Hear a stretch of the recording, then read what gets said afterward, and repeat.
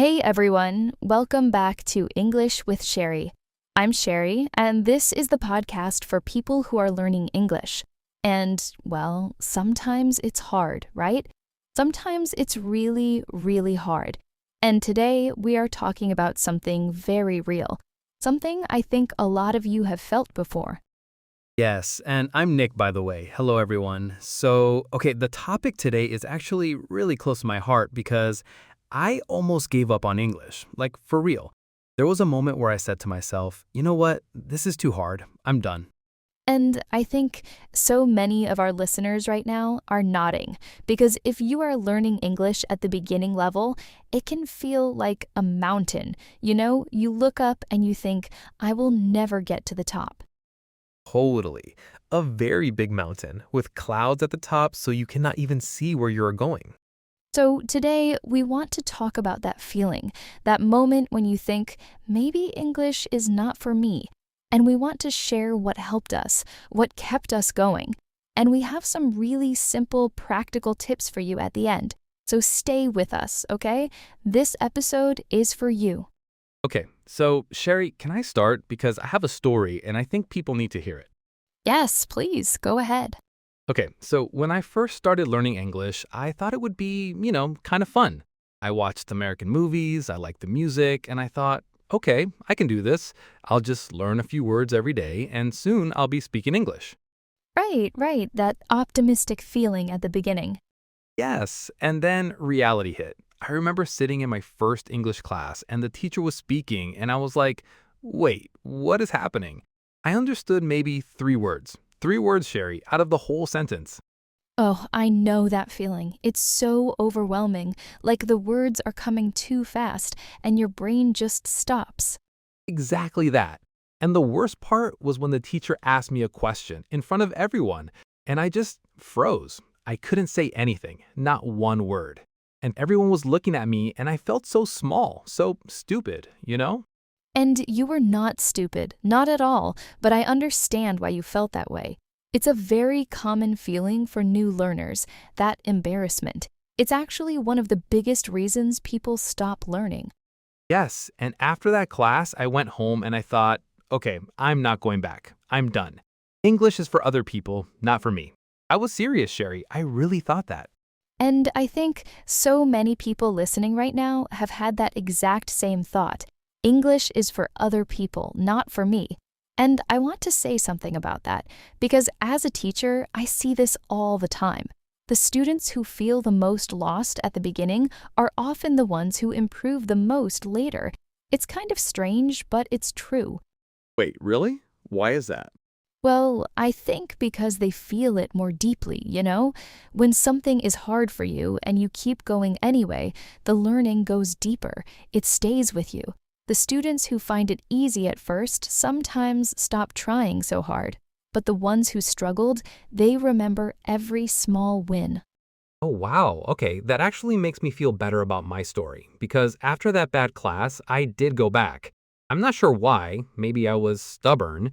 Maybe I just didn't want to give up completely. But I went back and it was still hard for weeks, months actually. Right. And what was the hardest part for you? Was it the grammar, the vocabulary, the pronunciation? Pronunciation 100%. I would say a word and people would look at me with this confused face like they didn't understand what I said. And I had practiced at home, but when I said it out loud to a real person, it came out wrong somehow. And that is so normal. Pronunciation is one of the hardest things in English because the spelling and the sound are often very different. Like the word though.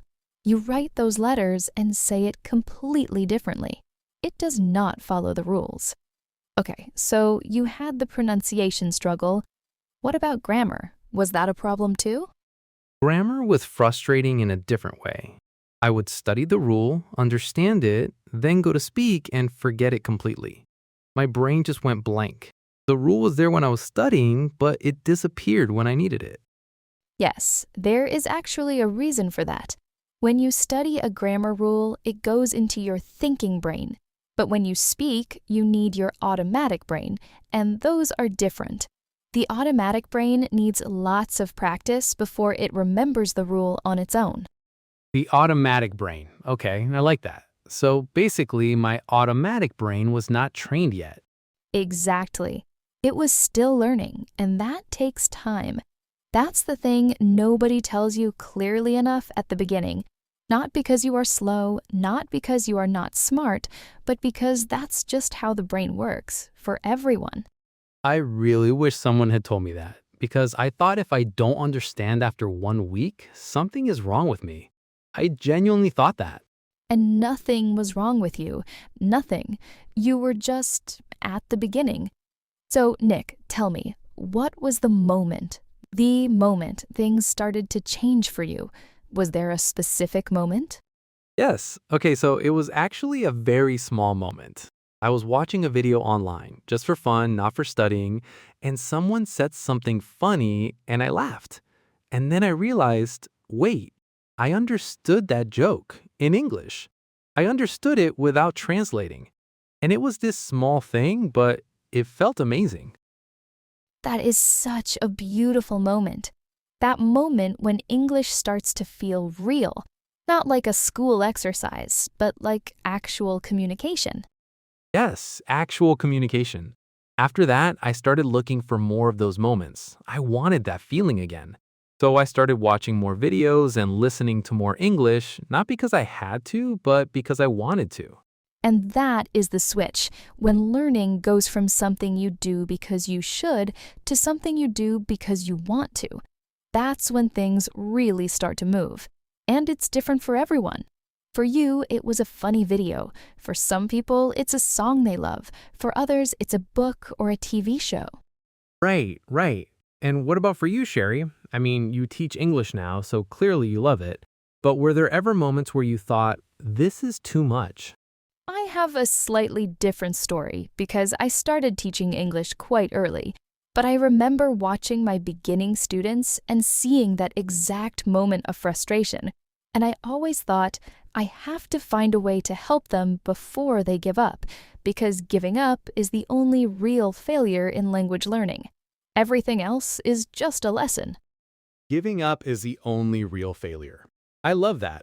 Say it again. Giving up is the only real failure in language learning. Making a mistake, that's good. That means you tried. Forgetting a word, that's okay. You'll remember it next time. But stopping completely, that's the one thing that makes it impossible to improve. Okay, so let's talk about the tips then, because I think this is what our listeners really need right now. Especially if someone is listening and thinking, I understand these two, but I'm still struggling. What do I do? Yes, tip number 1, and this is maybe the most important one, stop trying to understand everything. You don't need to understand every single word. You need to understand enough, maybe 60% of something, and that's fine. That's actually great. Keep going. Yes, because I used to stop every time I didn't understand something, every single time. And then I was stopping so much that I never finished anything, and I felt frustrated the whole time. Right. So just keep moving. Let some things pass. Your brain is collecting information even when you don't realize it. Tip number 2. Find something you enjoy in English, not what the textbook says is good for you. Music, short videos, simple stories. Find that thing and use it to learn. And for me, that was videos, like I said. And you know what's great? There are so many English videos now that are made for beginners, short ones with simple language. You can actually find things that are interesting and not too hard. Absolutely. Tip number 3. Speak out loud every day, even if it's just to yourself. Talk to yourself in English. Say what you are doing. I am making coffee. Today is Tuesday and it is cold. Simple sentences, out loud, every day. I actually did this. I used to narrate my own life in English like I was a character in a movie. And now Nick is walking to the kitchen. And it sounds funny, but it really helped my speaking confidence. It works because you are practicing the sounds, the rhythm of English, and getting comfortable with speaking without the pressure of another person listening. That pressure is real, and it's okay to reduce it at first. What's tip number 4? Tip number 4. Celebrate small wins. This is so important, and people skip it. When you learn a new word and remember it the next day, celebrate. When you understand a sentence you didn't understand last week, celebrate. These small moments are real progress. Don't wait until you are fluent to feel good about your English. Oh, I love that. We often look at how far we still have to go instead of how far we have already come. And just by being here, listening to this podcast in English, that is already progress. Yes, if you are listening to this right now and you are understanding most of what we are saying, that is real English. You are doing it right now. This moment counts. And tip number 5, do we have a 5? We do. Tip number 5, be consistent, not perfect. This is the one I want every listener to write down. 10 minutes every day is better than 2 hours one day and nothing for a week. Small and regular is how the brain learns. You need regular sessions, not perfect ones. Small and regular. I think that was honestly the biggest change for me. When I stopped trying to study for a long time and just did a little bit every day. It felt easier, and somehow I was learning more. Because you weren't burning out. Language learning is a long journey, not a sprint. It's more like a very long, very beautiful walk. And you can only finish that walk if you keep your energy. Small steps every day will get you much further than trying to run and then stopping. A very long, beautiful walk. I like that image. Okay, so let's quickly go over the 5 tips again for everyone who wants to remember them. Okay, tip 1, don't try to understand everything. 60% is enough. Keep going. Tip 2, find something you enjoy in English and use it. Music, videos, stories, whatever you like. Tip 3, speak out loud every day, even just to yourself. Tip 4, celebrate small wins. Every new word you remember is real progress. And tip 5, be consistent, not perfect. A little every day is better than a lot sometimes. Those are so good. And I want to add one more thing. Find a community. Find other people who are also learning English. When you see that others have the same struggles, it feels less lonely. And when you see them making progress, it motivates you too. That is such a good point, and actually, this podcast is part of that community. You, listening right now, you are part of the English with Cheri community, and that means something. You are not alone in this. Not alone at all. And if I could go back and talk to myself on that day when I wanted to give up, I would just say, don't. Give it one more week, one more small step. Because the progress is coming. You just can't see it yet. And that is exactly the message of today's episode. If you are at the beginning of your English journey and some days it feels impossible, you are not failing. You are learning. And those are not the same thing. Hard days mean you are growing.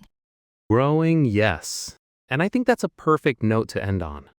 So, to everyone listening, thank you for spending this time with us and for choosing to learn today. That choice matters. If you enjoyed this episode, please follow or subscribe to English with Cheri wherever you listen to podcasts, so you won't miss a single episode. And if you have a friend who is also learning English, share this episode with them. Maybe they're having one of those hard days, and this could be the thing that helps them keep going. We'll be back next week with another episode. Until then, keep going, keep practicing, and remember, every small step is taking you somewhere. I'm Cheri. And I'm Nic. See you next time, everyone. You've got this.